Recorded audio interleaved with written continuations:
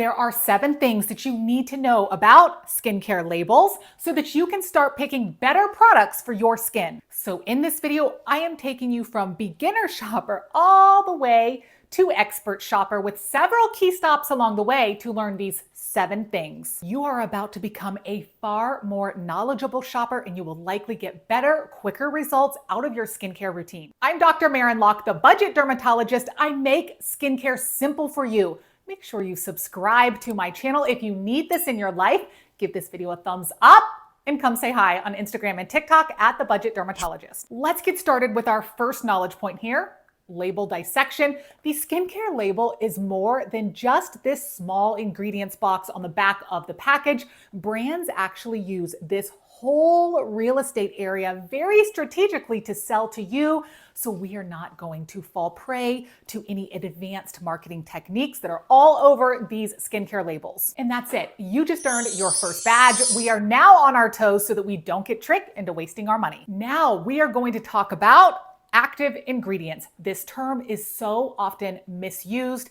Only some skincare products have an active ingredient section in addition to the inactive ingredient section on the label, while other skincare products will have only an inactive ingredient section. So what's the difference? If a product has a separate active ingredient section like this one here that is listed above the inactive ingredients, that means that this product is an over-the-counter FDA-approved drug to treat a skin condition. If a product has an inactive ingredient section only, then that means that this product is a cosmetic product that is meant to beautify the skin and not treat a medical condition. Of course, it can still help create change on your skin, but it cannot claim to treat a medical condition. Examples of products that have an active ingredient section on them are sunscreens, acne treatments like salicylic acid and benzoyl peroxide, adapalene. Deodorants also have the active ingredient section, as well as anti-dandruff shampoos and skin protectants like Vaseline, to name just a few. Examples of products that do not contain an active ingredient section are those like basic moisturizers or retinol serums for wrinkle improvement and vitamin C serums. These are considered cosmetics, not medications. And yes, these will beautify the skin and improve the skin, but they will not claim to treat a medical skin condition. And that's that. You earned your next badge. If a product has an active ingredient section, it means it's an FDA-approved medication. Let's move to our next knowledge point now. My third tip is a deep dive into inactive ingredients. You need to know that the ingredients in the inactive ingredients section are listed in descending order of concentration, meaning the highest concentrated ingredients are the first on the list, and the smallest amount of ingredients is last until the ingredients reach a concentration of less than 1%, which means then they can be listed in any order at the end of the label. The first 5 ingredients usually constitute the majority of the product, so you want to pay particular close attention to these. Now that we know this fact, here is a tip. If the key ingredient that you are looking for in a certain skincare product is listed towards the very end of the skincare label, the product may not contain enough of that ingredient to actually be effective to do what you want it to do on your skin, and you may be wasting your money. And now you just earned another badge. Tip number 4, our next stop, is all about scientific names. So it can be hard to tell what is actually in a skincare product because things like vitamin C are not called vitamin C on the label. Hyaluronic acid is not called hyaluronic acid on the label. So you may actually have to Google each ingredient to see if the key ingredient that you are looking for is actually in this product. Here are some examples of common scientific ingredient names for key ingredients like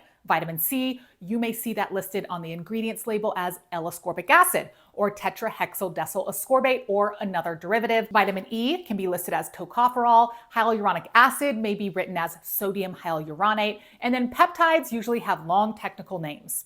So Google each ingredient to familiarize yourself with the chemical name of those ingredients to truly know what you are putting on your skin. Another badge for you. Now let's go to tip number 5. We are going to conquer product claims such as organic, all natural, clean, and even medical grade. This is the most potentially misleading part of the entire skincare label. These terms are not strictly regulated and have no standard definition that they have to adhere to. And this really surprises some people.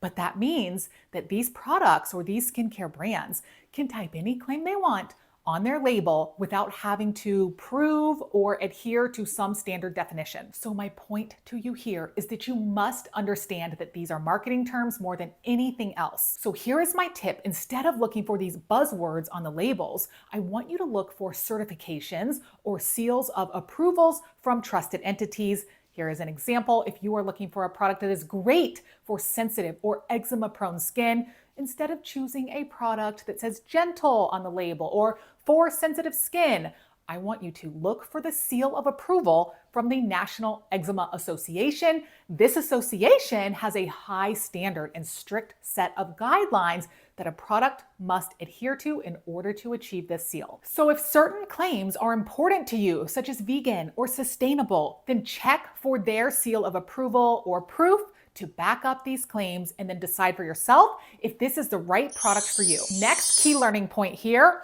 always consider the brand of the skincare product. What do you know about this brand? How do they formulate their products? How do they test them? Where do they source their ingredients from?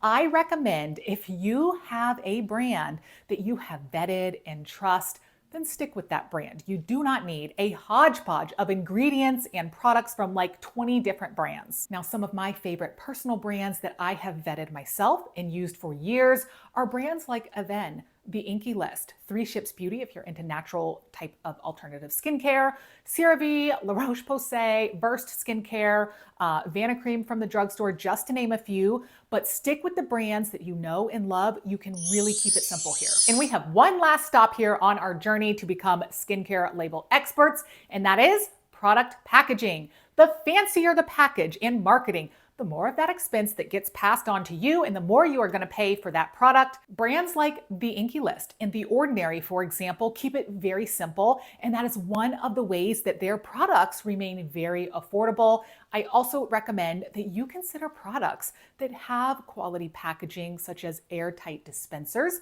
maybe glass bottles or pump tops, or even opaque bottles. These can all protect your skincare products from elements like light and air and keep them fresh for longer. So not only should you look at the labeling on the box, but also consider what vessel or container that the product is in. And if it's a product that you think you are going to use less frequently in your routine, you want to really make sure that it will stay protected. Congratulations, you have now been promoted to Label Reading Guru. I hope that you use these 7 points to decode labels on skincare products so that you can find truly quality products that work for your skin type. Make sure you hit subscribe for more Skincare Made Simple videos.